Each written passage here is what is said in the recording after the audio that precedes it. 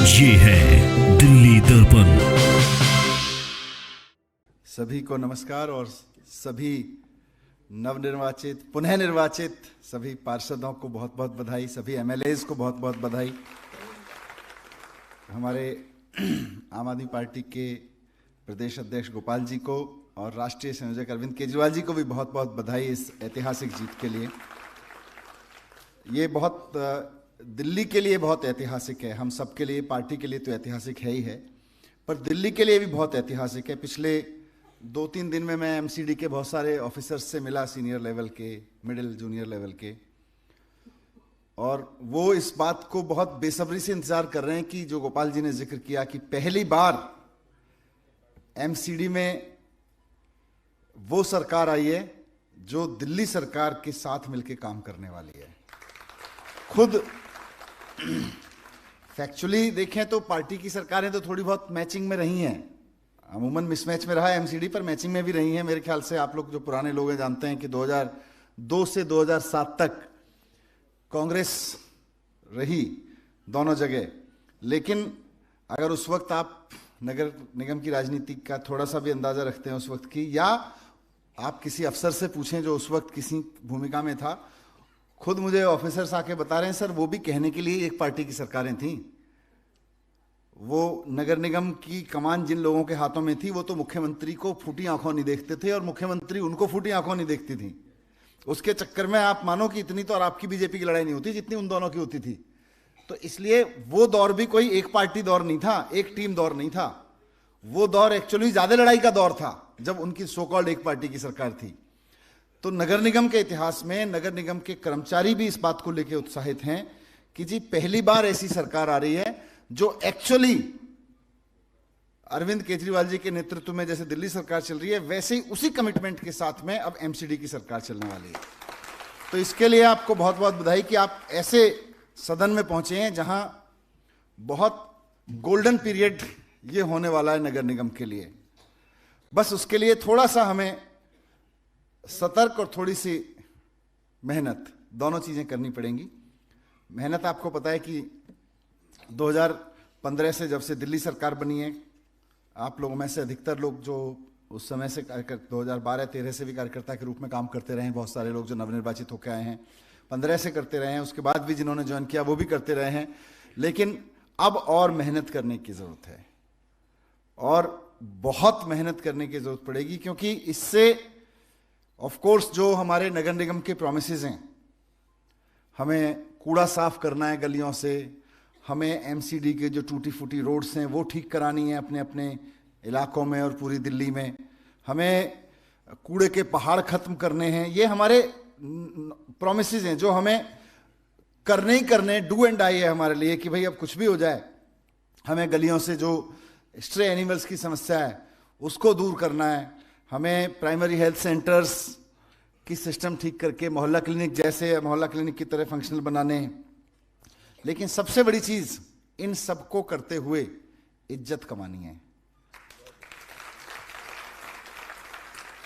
4 गलियां साफ कर दी और लोग ये कहने लगे यार बड़ा बेईमान है भाई, ये तो केजरीवाल जी का गलती कर दी केजरीवाल जी ने इसको टिकट देके, ये तो केजरीवाल जी के हिसाब से दूर दूर तक नहीं चलती है चलता। या और भी जो सौरभ ने कई चीजों का जिक्र किया। मतलब मेरा यह कहना है कि एक गली थोड़ी सी 4 कूड़े के पॉलिथीन उसमें पड़े रह जाएं एक बार को चलेगा, लेकिन इज्जत कमाने में कमी रह गई तो दिक्कत है। किस लिए मेहनत की थी, किस लिए टिकट मांगा था, किस लिए चुनाव लड़े थे, किस लिए डोर टू डोर गए थे, किस लिए सभाएं की थी। मतलब ये ड्रीम तो है ही जितने हमने काम प्रॉमिस किए हैं, बट अगर व्यक्तिगत रूप से देखें तो सारी तो लड़ाई इज्जत कमाने की थी ना। अगर 4 लोग पीछे से गाली देने लगे तो कहीं की इज्जत कमाई, 4 लोग मुंह पे आके कह गए कि जी आप देख लो काम नहीं हुए तो कहीं की इज्जत कमाई। तो मेरा रिक्वेस्ट ये है कि अपने हर दिन को इस चीज पे जरूर हम लोग तोलते रहें कि इज्जत कमाई कि नहीं कमाई। और यकीन मानिए अगर यहां बैठे हुए 134 लोग और हमारे 62 सारे मिला के एमएलएज इस सिस्टम को अपना लें कि इज्जत कमानी है, तो आप सोचो कि पार्टी की और सबसे ज्यादा हमारे लीडर की इज्जत कितनी बढ़ेगी पूरे देश में।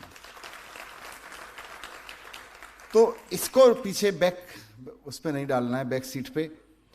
कुछ चीज़ें एक दो हैं कि जैसे आप लोग अब पार्षद बने हैं तो सौरभ ने भी जिक्र किया, मैं चाहूँगा कि अपने अंदर एक पागलपन होना चाहिए। जैसे मैं एमएलए बना पहली बार 2013 में, सर से बाद में बात हुई कि भाई सरकार में रखेंगे हम। उस वक्त तक सरकार, आपको याद होगा 2013 में जब सरकार बनी, विधानसभा चुनाव हुआ था, तो करीब 8-10 दिन तक, मेरे ख्याल से 10-15 दिन तक उहापोह था कि सरकार में तो है नहीं, हम तो विपक्ष में बैठेंगे, ये लोग मिलकर बना लें। तो उस वक्त तो खाली यही था भाई अब तो एमएलए के रूप में काम करना है जितने दिन है। तो उठा के मैं अपने स्कूलों में घूमने चला गया, मेरे को स्कूलों का पागलपन है तो घूमने चला गया मैं। उन्होंने कहा जी कुछ आगे तो बढ़ने दो, थोड़ी सी चीज़ें। मैंने कहा हो गया, अब एमएलए हूँ मैं इलाके का। पटपड़गंज के स्कूलों में घूमने चला गया मैं, टीचर से मिलाया, बच्चों से मिलाया, अफसर को बुला लिया मैंने, वहाँ के डीडी को। मैंने कहा भाई आ जाए स्कूल देखते हैं। तब तक दूर दूर तक ये नहीं था सरकार बन रही है। तो अपना अपना पागलपन छांट लो। मुझे लगता है 4-5 चीज़ें जिस पे जनता ने चुना, इनमें से कूड़ा साफ करना, पहाड़ खत्म करना, या ये चीज़ें, तो अपना अपना एक पागलपन छांट लो, उससे काम चलेगा कि भाई मेरा पागलपन क्या है, जिसके बारे में हम सब लोग किसी ऐसी सभा में बैठें तो कह सकें। जैसे मैं बहन प्रीति से मिला, उनको देखता रहा हूं मैं काम करते हुए। मतलब जो सौरभ ने जिक्र किया सर कि जनता से संपर्क, with due respect to everybody, बहुत सारे लोग पुनर्निर्वाचित होकर आए हैं, हमारे एमएलएस भी हैं। जो स्टाइल उन्होंने डेवलप किया है अपने विधानसभा में, अपने वार्ड में रिक्शा लेके निकल जाती थी जब वो पार्षद रही, और इंडिपेंडेंट पार्षद रही हैं हमेशा। रिक्शा लेके निकल जाती थी और बोलती थी कि भाई आपकी पार्षद आपके द्वार। तो सबको पता था कि बहन प्रीति को ढूंढने की जरूरत नहीं है, 4 दिन बाद इधर ही रिक्शा लेके आ रही होगी। तो ये अपना स्टाइल है, अपना पागलपन है। कोई जैसे आप सारे लोग कह सकते हो भाई हमारी पूरी पार्टी एजुकेशन को लेके पागल है, हेल्थ को लेके पागल है, फिर उसमें आप बाद में गिनाते हो जी बजट देती है, स्कूल अच्छे कर दिए, प्राइवेट स्कूलों पे नकेल कस दी, मोहल्ला क्लिनिक बना दिए, अस्पताल में ये कर दिया, फरिश्ते कर, फिर वो उसके वो हैं आगे की चीजें। पर पागलपन हमारा हेल्थ एजुकेशन को लेके है। वैसे ही हर आदमी का कोई पागलपन होना चाहिए। मुझे तो अपने वार्ड को चमकाना है, या मुझे अपने वार्ड में ये करना है, मुझे अपने वार्ड में ये करना है, ताकि एक दूसरे से मिसाल दी जा सके और उसी से निकल के आएंगी वो। मतलब पार्षदी एक लंबी राजनीतिक कैरियर की शुरुआत है, लेकिन डिलीवरी वहां से हो सकती है हमारे पागलपन से। एक दो चीजें मैं डराना नहीं चाहता हूं, लेकिन कहना जरूर चाहूंगा सर की परमिशन से कि आप, हमारे लिए सौभाग्य की बात है कि हम आम आदमी पार्टी के पार्षद हैं और केजरीवाल जी के सिपाही हैं, है कि नहीं? लेकिन यही हमारे लिए चुनौती की बात भी है। हम चाहें नहीं चाहें, जैसे हमारे लिए सौभाग्य की बात है, आप कश्मीर से कन्याकुमारी तक देश के किसी भी कोने में टी स्टॉल पे बैठ के भी, किसी में रास्ते में, हाईवे पे, ढाबे पे बैठ के बोलेंगे ना मैं केजरीवाल जी की पार्टी से हूं, तो आपको वो चाय वाला, ढाबे वाला या वहां बैठा कोई आदमी ये जरूर कह देगा बड़े अच्छे आदमी है यार, उनको इधर होना चाहिए, ऐसा बोलेगा।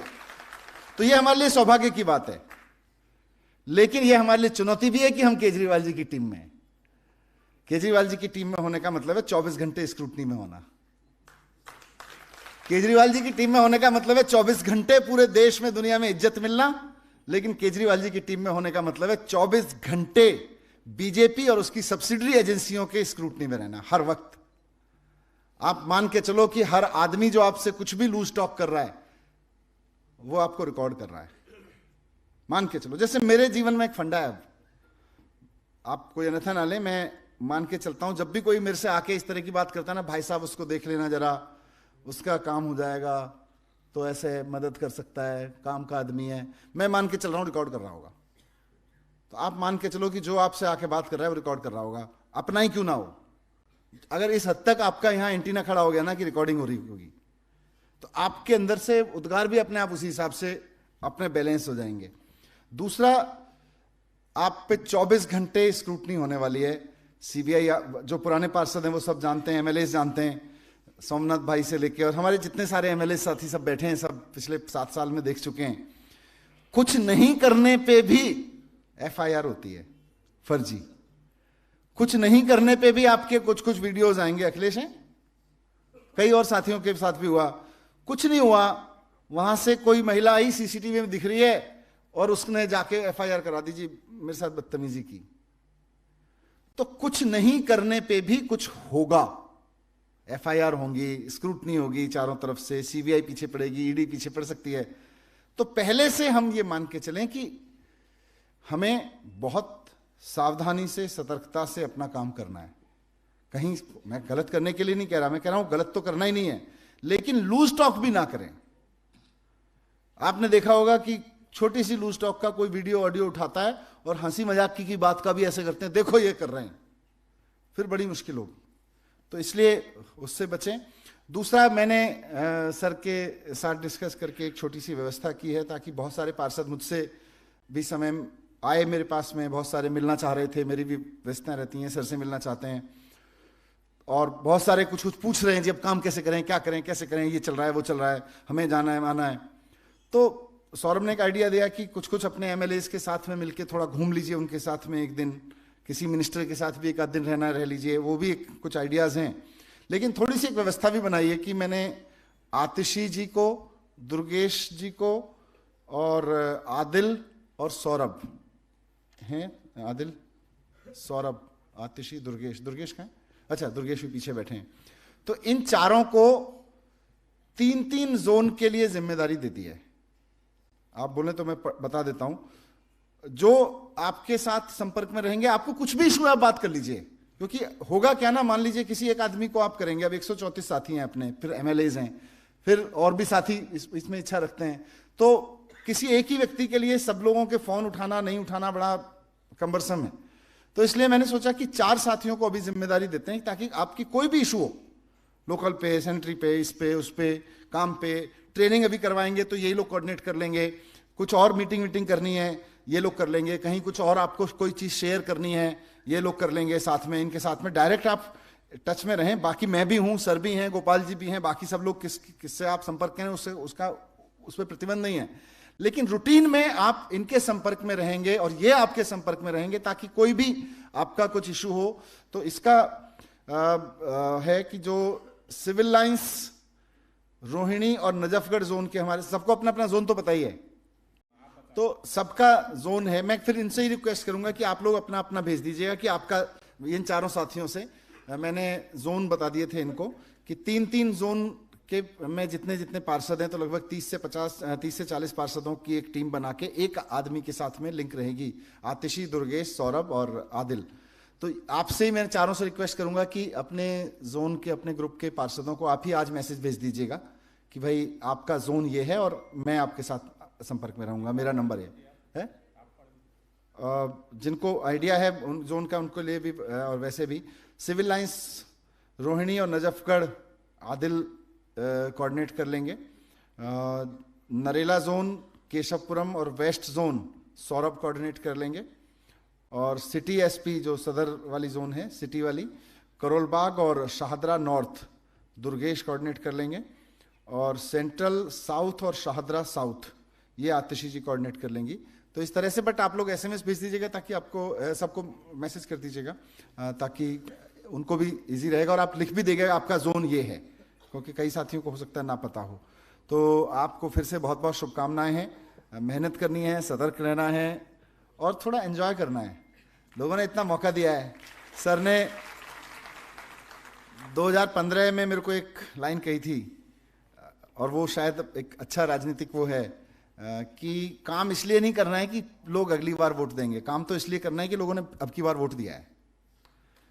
मतलब हम ये सोच के काम करें कि भाई काम कर लो, अगली बार भी वोट देंगे, वो तो है ही, पर काम तो इसलिए भी करना है, एहसान कर दिया उन्होंने, वो एहसान भी तो उतार लो। तो लोग काम तो इसलिए करना है कि लोगों ने वोट कर दिया है। Thank you very much. आप सब लोगों को मेरा नमस्कार। सबसे पहले आप सब लोगों को बहुत बहुत बधाई जीतने की, काउंसलर बनने की, और बहुत बहुत शुभकामनाएं। भगवान करे आपके अगले 5 साल बहुत अच्छे बीतें और आप जनता की खूब सेवा करें। मेरी नज़र में ये चुनाव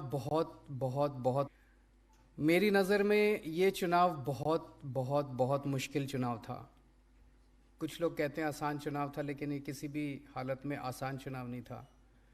जिस तरह से इन लोगों ने जिस लेवल के षड्यंत्र रचे और जिस तरह से इन्होंने पूरी मशीनरी को हमारे खिलाफ इस्तेमाल किया, उस तरह से ये मेरी नज़र में अभी तक हम जितने चुनाव लड़े हैं सबसे मुश्किल चुनाव ये था।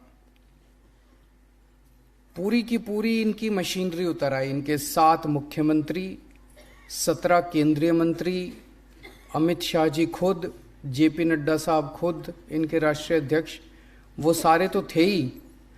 जिस तरह से इन्होंने मीडिया पे दबाव डाल के, मीडिया को धमका के, मीडिया की बाह मरोड़ के 24 घंटे हमारे खिलाफ दुष्प्रचार किया।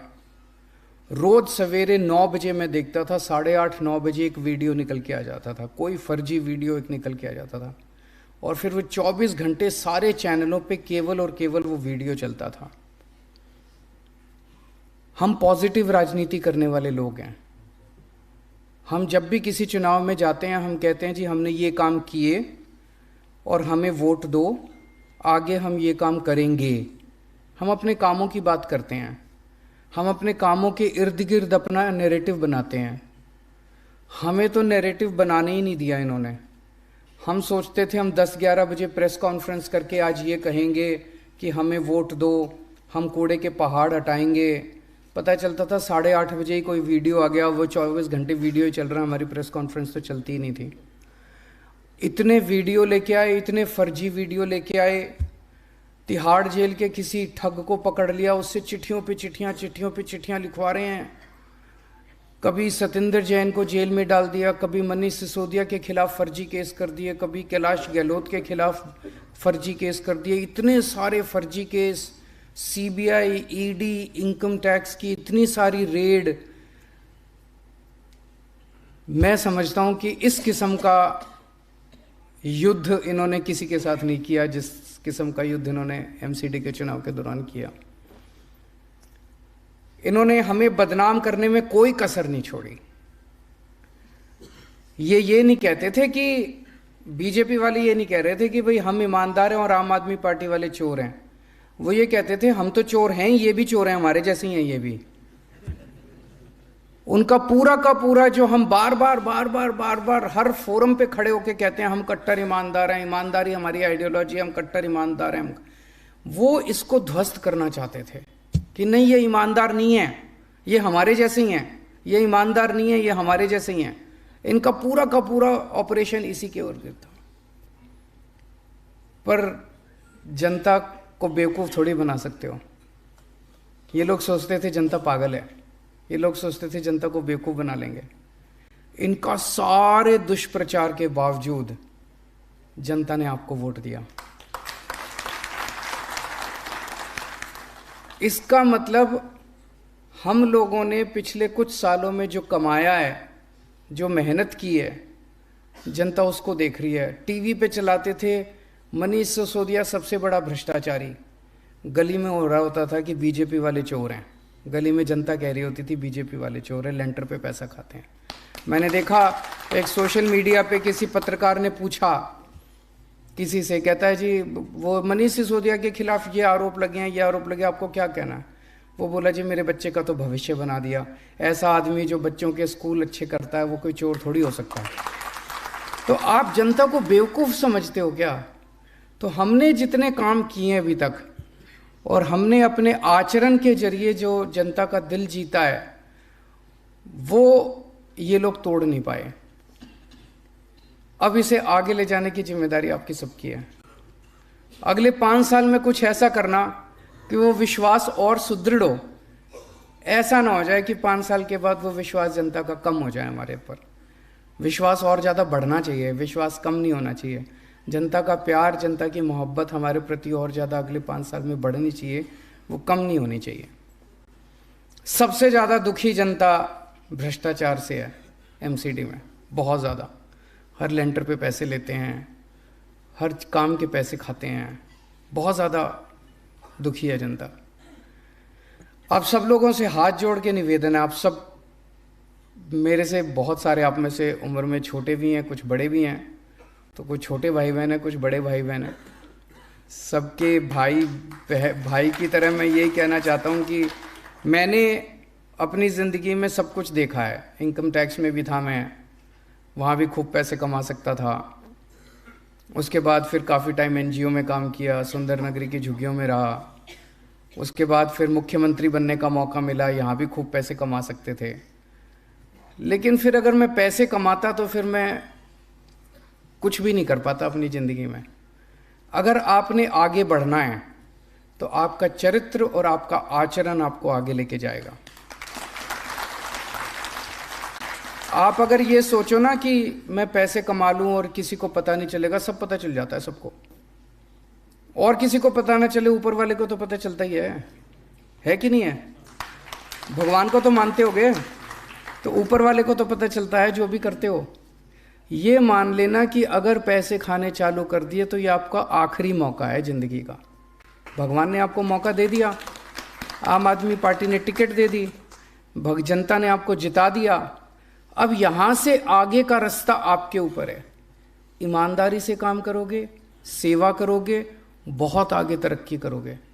और अगर इसी बार लालच में पड़ गए तो ये सोच लेना अगली बार टिकट भी गई और जनता भी गई, सब कुछ गया। उसके बाद बस ये 5 साल ही हैं, उसके बाद और कुछ नहीं है। दूसरी चीज, जो आदमी पैसे खाता है ना वो काम नहीं कर सकता। मैंने तो ये देखा है। एक बार ये लत होती है। मैं आपको एक छोटी सी कहानी सुनाता हूँ। मैं विपश्यना में जाता हूँ। विपश्यना में जब आदमी जाता है तो धीरे धीरे कई सारे उसके ऐब छूटते जाते हैं। तो मेरा एक इनकम टैक्स में मेरा एक दोस्त होता था, वो भी मेरे साथ विपश्यना में जाने लगा। तो वो सिगरेट पीता था, सिगरेट छूट गई। दारू पीता था, दारू छूट गई। वो इधर उधर लड़कीबाजी करता था, वो भी छूट गया। पैसे लेना नहीं छूट पाया उसका। छोड़ना चाहता था, छूटा नहीं। मैंने पूछा उससे, कहता है जब भी मेरे सामने कोई इनकम टैक्स पेयर आके बैठता है, एसएससी आके बैठता है, कहता है मेरा शरीर कांपने लग जाता है अपने आप, खुद ब खुद। वो लत लग गई थी उसको। इतनी गंदी लत है ये पैसे की, इतनी गंदी लत है, ये छूटती नहीं है, बड़ी मुश्किल से छूटती है। इस लत को मत लगा लेना, नहीं तो बर्बाद हो जाओगे। आप भी बर्बाद होगे, आपके बच्चे भी बर्बाद होंगे। ये सीबीआई ईडी वाले तो बाद में आएंगे, वो तो बर्बाद करेंगे ही करेंगे, जेल भी जाना पड़ेगा, सब कुछ बर्बाद, इज्जत भी जाएगी, सब कुछ खराब होएगा, लेकिन आप भी बर्बाद हो जाओगे। और दूसरी तरफ अगर आपने ईमानदारी से काम किया, आज मनीष सिसोदिया ने, हमने, सब लोगों ने ईमानदारी से काम किया है, तो इतने बड़े षड्यंत्र के बावजूद भी कोई हमको बेईमान नहीं मान रहा। कह रहे हैं जी ये ईमानदार लोग हैं जी। और अगर आपने पैसे लेने चालू कर दिए तो इज्जत भी जाएगी, सब कुछ जाएगा। फिर जनता आपके साथ, कोई आपके साथ खड़ा नहीं होगा। और आपके परिवार वालों को जो दुर्गति होती है, आप तो की तो होगी, परिवार वालों की जो दुर्गति होती है वो बहुत ज़्यादा होती है। और इसके काउंटर में अगर आपने ईमानदारी से काम किया तो उसका जो सुकून मिलता है, बहुत ज़्यादा सुकून मिलता है, बहुत ज़्यादा शांति मिलती है, जनता की इज्जत मिलती है, बहुत इज्जत मिलती है। आप बाहर निकलो, जनता इज्जत करती है। और आदमी ज़िंदगी में चाहता क्या है? आप जितने लोग यहाँ बैठे हो, कोई ऐसा नहीं है कि भाई किसी के घर खाने के लाले पड़े हों। भगवान ने आपको सबको ठीक ठाक दे रखा है। सब, आप में से सब लोग इज्जत चाहते हैं कि मेरे को अब इज्जत और मिले, दुनिया की इज्जत मिले। वो इज्जत तभी मिलेगी जब आप ईमानदारी से काम करोगे और जनता का काम करोगे। तो पैसे ना ले लेना, बाकी 2-4 काम कम कर दो तो चलेगा, लेकिन कहीं ऐसा ना हो कि इस बार हम बीजेपी के भ्रष्टाचार के खिलाफ लड़े हैं, कहीं ऐसा ना हो जाए अगली बार बीजेपी हमारे भ्रष्टाचार के खिलाफ लड़े चुनाव। ये नहीं होना चाहिए।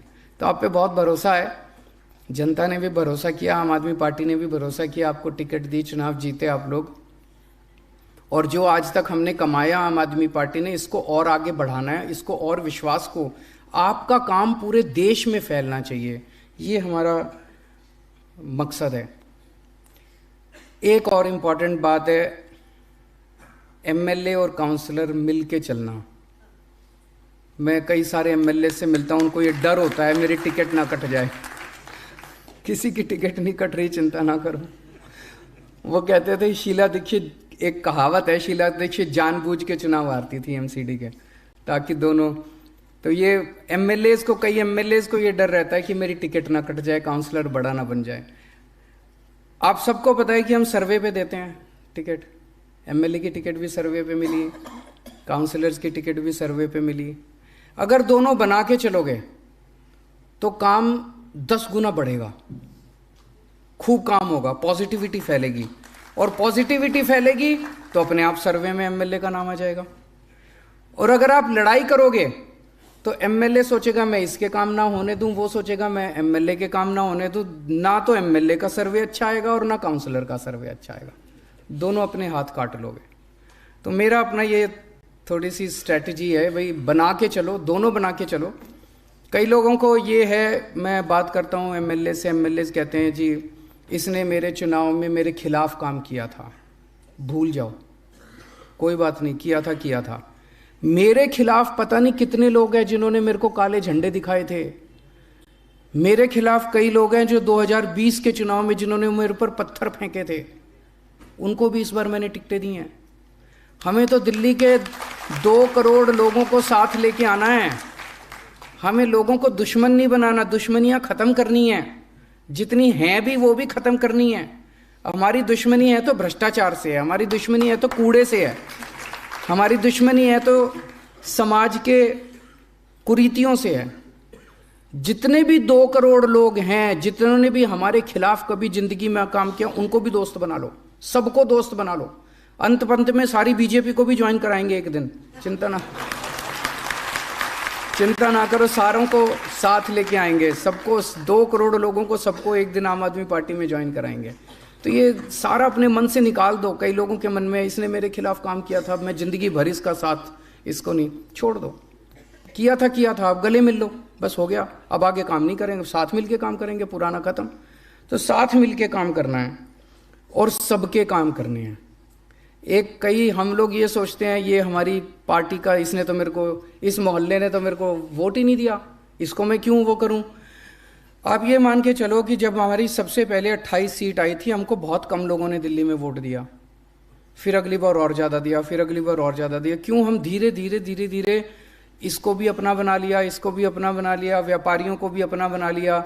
अगर हम ये सोचते थे ये तो हमारा वोट, ये तो हमें वोट नहीं देते, ये तो वोट नहीं, तो हम तो और कम होते जाते। अपने मन से ये निकाल दो कि इस मोहल्ले ने अगर वोट नहीं दिया तो सोचो इस बार तो इस मोहल्ले का वोट लेना ही है, उनके काम करने ही हैं। सबके काम करो, बीजेपी वालों के भी करो, कांग्रेस वालों के भी करो, और धीरे धीरे उनको पार्टी में शामिल करते जाओ। लड़ना किसी से नहीं है, पूरी विनम्रता के साथ हाथ जोड़ के आगे बढ़ना है, सबके काम करने हैं। और खासकर सफाई कर्मचारी बेचारा दोनों तीनों तरफ से पिसता है। जनता भी उसके पीछे पड़ी रहती है, उसको तनख्वाह भी टाइम पे नहीं देते। तनख्वाह आप टाइम पे दिलाएंगे, मैंने बोला है तनख्वाह टाइम पे दिलाएंगे, लेकिन उनको साथ लेके चलना, उनको दोस्त बनाना, उनको शादी ब्याह में मदद करना, शादी ब्याह में जाना, उनको अपना परिवार का हिस्सा बनाना, और उनको साथ लेके चलोगे, देखो वो बड़े इमोशनल लोग हैं, उनको साथ लेके चलोगे, वो आपका नाम ऊंचा करेंगे, आपका काम अच्छा करके दिखाएंगे। और लास्ट में एक जो सबसे इम्पोर्टेंट चीज़ है, ये अब आप लोगों को खरीदने की कोशिश करेंगे। ऑलरेडी फ़ोन आने चालू हो गए हैं, कुछ लोगों के पास फ़ोन आए हैं, किसी को कह रहे हैं 10 लाख ले लो, किसी को कह रहे हैं 50 लाख ले लो, हमारे पक्ष में वोट डाल दो। मुझे पूरी उम्मीद है आप में से कोई नहीं बिकने वाला, एक आप में से हीरा है, मेरे को पूरी उम्मीद है, लेकिन इनको एक्सपोज करना भी ज़रूरी है। तो अपने अपने फ़ोन रिकॉर्डिंग पे लगा लो, जो भी फ़ोन आए रिकॉर्ड हो जाएगा, तो रिकॉर्डिंग पे लगा लो, रिकॉर्ड कर लेना, और अगर कोई आके मिले तो धीरे से अपना फ़ोन की रिकॉर्डिंग ऑन कर देना, चाहे ऑडियो रिकॉर्डिंग ही ऑन कर लेना, इनको रिकॉर्ड कर लो, इनको एक्सपोज करना। तेलंगाना का देखा था आप लोगों ने, तेलंगाना में किस तरह से ये एमएलए खरीदने गए थे, देखी थी आप लोगों ने, वो वीडियो आई थी। उसमें ये भी कह रहे थे दिल्ली के हमने 40 एमएलए खरीद लिए, तो 100 करोड़ रुपए तेलंगाना के एमएलए, तेलंगाना की सरकार गिराने के, उन्होंने रिकॉर्डिंग कर ली इनकी सारी, और ये फंस गए। और इसमें सारे बड़े बड़े नेताओं के नाम ले रहे थे। तो अगर कोई भी आए आपके पास, सबकी रिकॉर्डिंग कर लो, और रिकॉर्डिंग करके इनको एक्सपोज करेंगे। इनकी कुरीतियां जनता के सामने लाना बहुत ज़रूरी है। और अगर किसी के पास भी फ़ोन आए, कोई मिलने आए, तुरंत अपने कोऑर्डिनेटर को बता देना। अभी जो मनीष जी ने बताया, आतिशी, दुर्गेश, सौरभ, आदिल जो हैं, इनमें से जैसे ही आपके पास आपके एमएलएज भी हैं, अपने एमएलएज के भी संपर्क में रहना, और अगर कोई ज़रूरत पड़े तो इनको भी बता देना, अपने अपने एमएलए को बता देना या ऊपर बता देना, उनको ज़रूर बता देना, ताकि इसके ऊपर हम तुरंत एक्शन ले सकें। आप लोग सब लोग का अगले 5 साल खूब अच्छे बीते हैं। आप लोग खूब एंजॉय करो काम करना, जनता के खूब आपको आशीर्वाद मिले, ऐसे मैं प्रभु से कामना करता हूँ। बहुत बहुत शुक्रिया। लेटेस्ट खबरों के लिए सब्सक्राइब करें हमारा YouTube चैनल या फिर लॉग ऑन करें www.delhidarpantv.com। खबरों की कवरेज और विज्ञापनों के लिए संपर्क करें इस नंबर पर।